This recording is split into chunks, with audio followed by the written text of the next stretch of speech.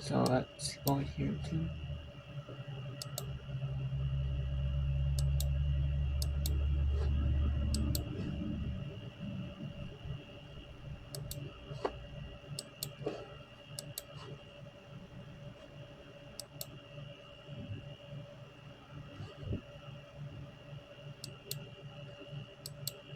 And we'll go to Northern Kentucky, the North.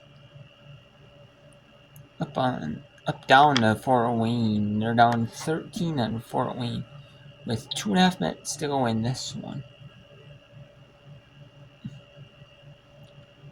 There's not a lot of time if you're Northern Kentucky trying to come back and get a win. If you're Fort Wayne, you just need to hold on. I mean, you can't let Northern Kentucky get back into this. I mean, they're using a lot of time playing good defense, so they're best under. So it's good though. If they score though, at least they're playing good defense here. The shot clock, making them score using up the time. So that's good. And if you use up some time on the clock, that's good as well.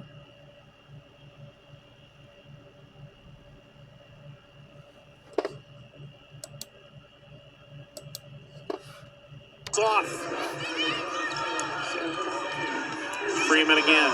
So good tonight. The ball in her hands. The shot clock goes under 10. Freeman skips it into the corner at the end of the shot clock. Broman-Schenkel can't get it to go. Ball tipped back out nicely by Limbo, tipping it out. And Lauren Ross able to grab the tip out. That's just a killer with 2 minutes to go. Yeah, it really is. Illegal screen, and just as Jeff Hands was pointing that out, the whistle blew. Send Calissa Lacey scrambling back to the table. Offense for defense. Of course, Rich, you and I will be back here again on Saturday. It'll be senior day for the NKU women. Final regular season home game against the Wright State Raiders. 1 o'clock tip-off. We'll be here for that one on ESPN Plus. Be a busy senior day, too. 7 of them to be recognized. Before seeing Carrie Hoffman and her family and their crew coming in. Nice cut again, but not able to get the finish that time was Lacey. A chance to watch a little bit of their game last night as they got the big win at home, and now they'll look for the season sweep of Northern Kentucky. 1 o'clock. And again, the senior day festivities coming after. What a great pass. What a great finish. Audra Emerson. So many of these Purdue Fort Wayne guards are so creative in how they finish around the basket. That's why Jeff Hands said, how do you defend this team? It's not like you can shut one player down and win. They have so many weapons. Aduwu for 3. Got it. Back to a 10-point game. Northern Kentucky has certainly battled since, well,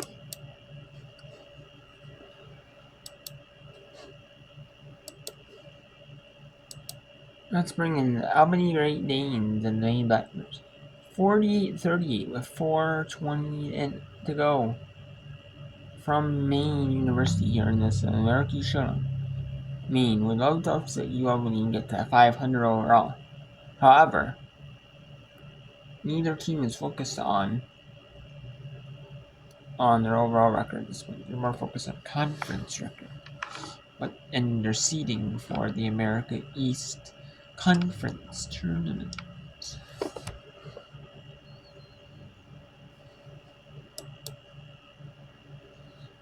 The big ones in America. Actually, Vermont subsequent schedule, excuse me. Vermont. Let's go back to Purdue at Kentucky. Can Purdue Fort pull off the victory? Or will the North Kentucky North get a win?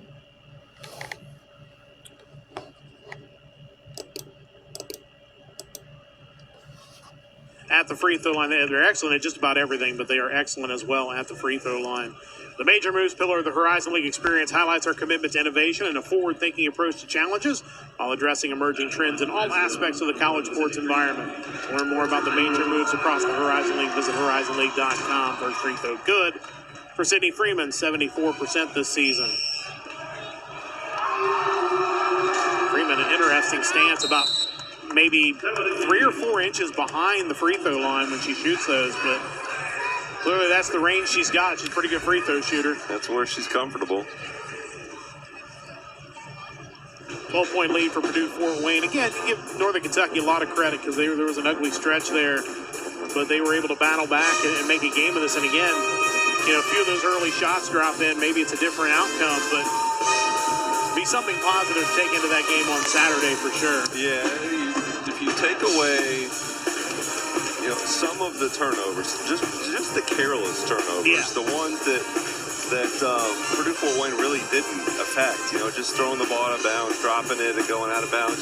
You just eliminate those. You make some of those layups early on. I really think this could have been a completely different ball game. But, like I said, credit Northern Kentucky for fighting back. But, I think Purdue Fort Wayne, Maria Marcassano probably isn't going to be 100% pleased with their performance tonight, but nonetheless, they've done enough because of what they've done to this point throughout this season and throughout her 4 years here at Purdue Fort Wayne to make them good to the point where you've got some margin for error.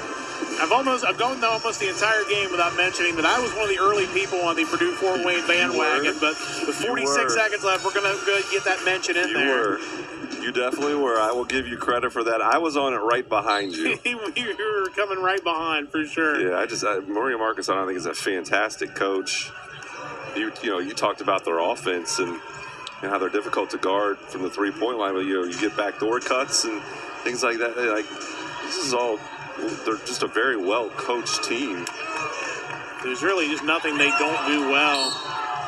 And whistle and a timeout going to be called. And going to be timeout called by Purdue Fort Wayne to avoid the 10-second call. I think they're going to take a full. I thought I heard 60, but maybe not. It'll be a 30-second timeout. As we start looking ahead to Purdue Fort Wayne, Green Bay, and obviously they're not looking ahead, nor is Green Bay looking ahead to that. They've got work to do. They've got, Detroit Mercy, a very good Detroit Mercy team coming up on Sunday, back at home. And then they have Milwaukee, and that Milwaukee team's played better the second half of the year. That is a team that really struggled the first half of the Horizon League season, and they have played much, much better. So that will not be an easy game before they have to go to Green Bay. No, but you look at that Green Bay and Purdue Fort Wayne, there's two common denominators. Both teams are in the top 3 in offense and defense in the league, as well as Cleveland State. That's why they're right there, number 3. The other thing I think with those two teams, they're so experienced. Yes. They've got veterans across the board, both teams. Turnover there in the backcourt going to frustrate Maria Marcassano, like you said. I think she's going to have plenty to show her team on tape, even coming away with a win tonight. I think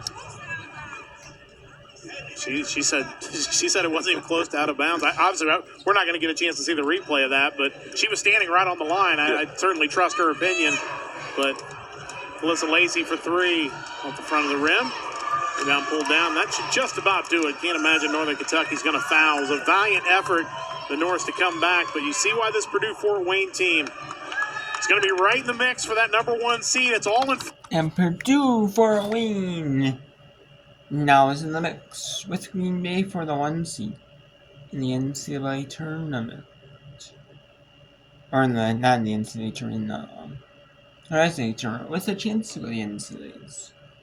Purdue Fort Wayne goes 21-6, 16-1 on Northern Kentucky falls. It's 7-9 in conference.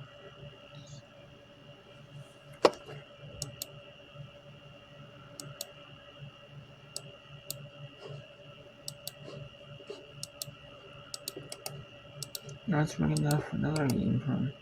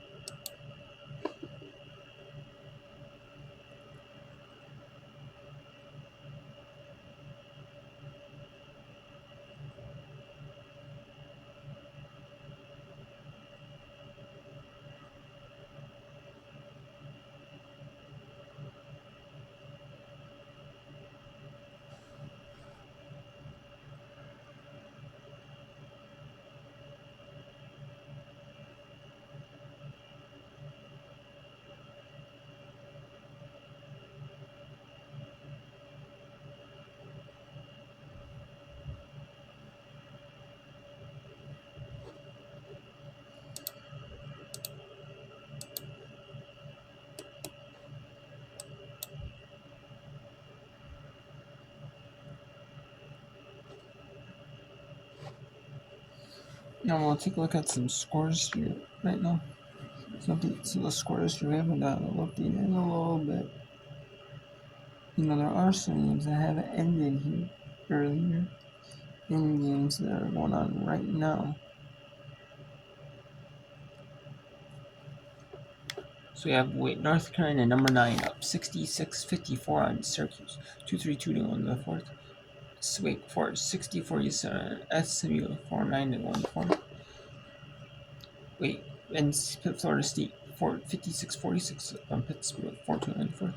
50-44 UMBC up on UMass Lowell 2:38 to go.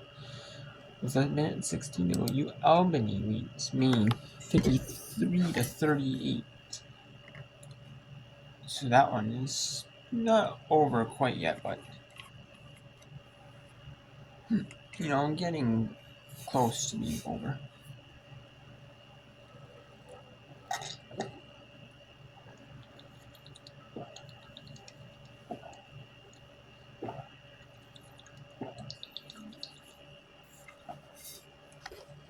We have 54-48, Bryant leads Vermont. 65-36, New Hampshire's going to be Binghamton. New Hampshire's going to go 10-17, 4-10 the American East. Binghamton goes to 6-8, 14-13. Samford up 52-44 on Wofford. 5-2 to go in the fourth. 55-50, Linwood leads the Rock. Southern Indiana, they're going to dominate the Eastern Night. 66-45 with 20 seconds to go. Siena down 5 to actually Niagara. Niagara is going to try to get their first win in conference this season. They are 0-14. Can they go to 1-14? And then Marist 56-52 on Canisius with 2:47 to go in the fourth. Southeast Missouri State 45-42 at 4:46 to go in the fourth. Then 58-46 number 15 Tennessee up on number 18 Alabama. 38-36 Tennessee Tech on UT Maryland. And then at halftime, Notre Dame leads Miami by big 38-13. 44-28 South Carolina over Arkansas. 40-28 Indiana over Ohio State. 35-29 Louisville over Duke. NCAA over Georgia Tech 42-36. Met 23 in the second. Oklahoma up 37-32 in Vanderbilt. Texas Southern leads Arkansas Pine Bluff 34-28. 40-20 Drake over Southern. 39-37 Missouri State leads Northern. Murray State leads Bradley. Virginia up 5 on California. Southeast Louisiana up 5 on Northwest State. Furman leads Mercer by 4. And Prairie View Union down 2 to Mississippi at home. Bethune-Cookman blown out Alabama State 37-13. 27-25 Florida up on Alabama. Chicago State up 2 in Central Connecticut 33-31. Sterling 39-33. Or Wagner. St. Francis P. 39-29 Mercyhurst. 45-22 St. Peter's over Mark Series. 44-24 Mercy Carter Merrimack. 36-30 Manhattan over Allen. 48-21 Fairfield Ryder. 33-29 Youngstown over Detroit Mercy. 30-28 Lipscomb over North Alabama. Austin P. 31-27 over Queens. 31-28 Steve Austin leads Houston Christian. 34-15 UT Urban Valley Marines. 16-12 Missouri over number 14 Kentucky. 12-8 Maryland number 2 Maryland over Northwestern. Illinois State 14-13 over Belmont. 17-8 Louisiana over Troy. 22-10 Florida Post over Central Arkansas. 8-6 Nichols over Texas A&M Corpus Christi. 17-14 Northern over East Texas A&M. 13-6 Lawrence Incarnate Ward. 7-2 Western. 7 Western Kentucky. 8-7 Middle Tennessee and Georgia Mason Davidson. This could be an A-10 matchup. They have A-10 women's basketball, but it's never on them. They have A-10 men. And then and then USA Network. And then that was before Peacock took over. And they had some women's games on the NBC Sports app back before Peacock was a thing. Now that Peacock is a thing, they have on there on Peacock, and I bet you this is a Peacock feature A-10. Because usually a lot of them are on ESPN Plus. Except maybe for a few select ones on Saturdays for the men on USA Network sometimes. And what's airing on that could they airing? But Then we had the Albany defeats Maine 56-40. 65-38 officially New Hampshire Binghamton. Officially 66-46 Eastern Southern Eastern. Proof Wayne, like you saw, beat Nortucky. Nortucky goes to 7-10. I said 7-9, 7-10, 10-18 overall. And then earlier in the day, Old Dominion. That was supposed to be a Kids Day matchup, but Old Dominion on what was supposed to be their Kids Day, but due to the winter storm in the Norfolk, Virginia area, it impacted the Norfolk schools. Like Old Dominion, Norfolk State does not play on Thursdays, but it might impact their game on Saturday. We will see. And although Hampton can't postpone their game on Friday, they postponed that to Tuesday, early Tuesday afternoon at noon.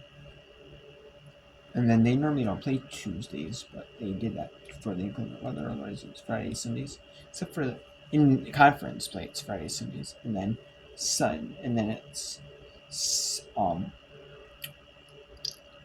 and then in non-conference, it's just any day, you can get a game in. You get a game in with these teams, pretty much. But the majority of them, a lot of them are on the weekends, so if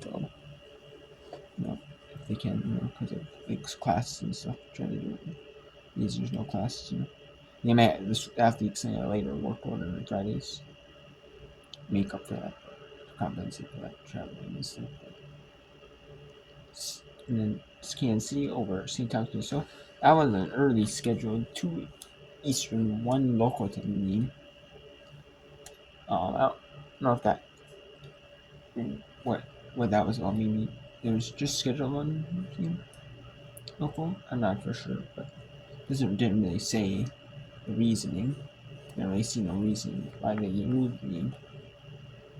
And it's not Kids Day either. It's a little too late for Kids Day. I don't know. And then we had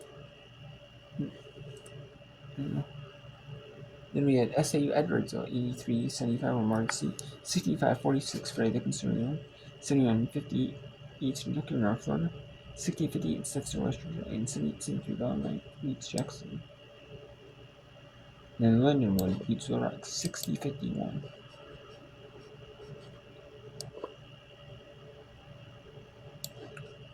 So we have some big games. Let's bring in UMBC.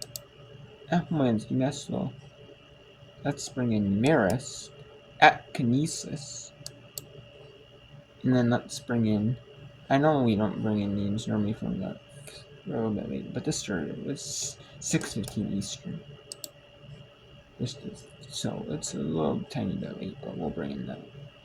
But they're a little bit early. They're going a little bit quicker than Sanford, Wofford, and Siena, Niagara is. So, and then North Carolina is going to beat Syracuse 68-58. Syracuse missed the 3, so it looks like they're not going to follow up, and they just run the clock. So, yeah. So, then we got Western Illinois at Southeast Missouri State in the Ohio Valley. 49-47. Southeast Missouri State is battling for a top 8 in the Ohio Valley. They're down 2, so up 2. They are. So they're battling for a conference tournament seed, and typically, those teams, they don't do they don't have every team make the conference tournament. So you need every win you can get battling in. If you want to battle for your spot in the conference tournament. And even the power conferences, they're not doing that either. So, and that's the way kind of it should be. I kind of like it when it's top 8. Makes regular season mean a little bit more. It's not where, every team makes it. You actually have to earn your spot. Which I like it.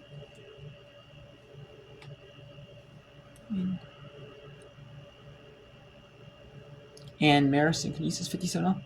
No, and that is overtime. We got overtime at Kinesis. So it'll get you out to overtime as soon as it's done. But we'll see if Vermont can get the win in this, or Vermont. I don't know if they'll win it, but maybe make it a little bit academic though. He's just final score. We'll see though. We've seen games between these teams in the last 2 years, as you said, decided by similar things, and games this season decided by mistakes. And Bryant almost made 2 critical mistakes. The inbound that was far too close to midcourt, first and foremost, and then that. It should not cost you. But you don't think that Lennon Kakasik's not going to bring it up in the film session. No, for sure. Gilly actually did a pretty good job there to miss it intentionally after she made the first 2. But Nia Scott plowed her way through and 10 rebounds. Rebound, yeah. Just always finds a way. You know, we talked with Megan Schonecker. I talked to Megan Schonecker last week when UNH was at UMass Lowell, and she talked about Clara Gomez, who's top 3 in the conference. She's 2 behind Nia Scott. Always finds a way to 10. I think Nia Scott, we could probably summarize it the same way. Just always finds a way to 10. There are games where she only had 2 or 3, but you can look up at her stat line in the third quarter. If you didn't watch any of the game, and she'll probably have at least 7, 8 rebounds when she averages a game about 8. Look, there's rebounders that rack up stats, but there's also rebounders that get the ones that matter. And Nia Scott is both. Biggest play of the game is her offensive rebound and putback earlier on in this quarter where Vermont's trying to rally, and she snuffs that out. And from that point on, you didn't think that Bryant was going to lose this game. Up until that point, it was in doubt. I think Bryant is going to be thrilled with the late bye as well. I think having a full week off now with a team that's been ravaged by injuries and is just, you win this game in the next 3 seconds, you are going to welcome a couple well-deserved days off, gut to the trainers, get in the ice. Yeah, and especially if you win this one, and then you have the week off. You know, you have your off time. You know, you have an off game day. You have your week off. That is gonna be awesome, you know, especially late in the season with the conference tournament coming up in a little while. And Bryant Bulldogs beat the Vermont Camels, and they go to 14-13, 7-7.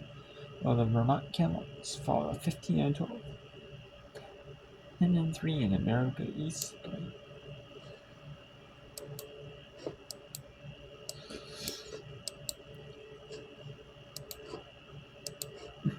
Actually, let's go to UMass Lowell. See it. UMass Lowell is one of the teams that was fighting with New Hampshire for the conference tournament. That won that last season 8-9. Because the 8 seed, you don't there's only 9 teams, and the top 8 make it. There's no play-in game, 8-9 play-in game. There is not a play-in game. So UMass Lowell really needs to start winning some of these games, especially being 3-21, 1-11 in conference. And no, the miss. And with 1.3 to go, and there is 2 foul shots for Maryland, for the University of Maryland at Baltimore County. Because UMBC is in Baltimore County, in Baltimore, Maryland. In the Retrievers are going to win this thing.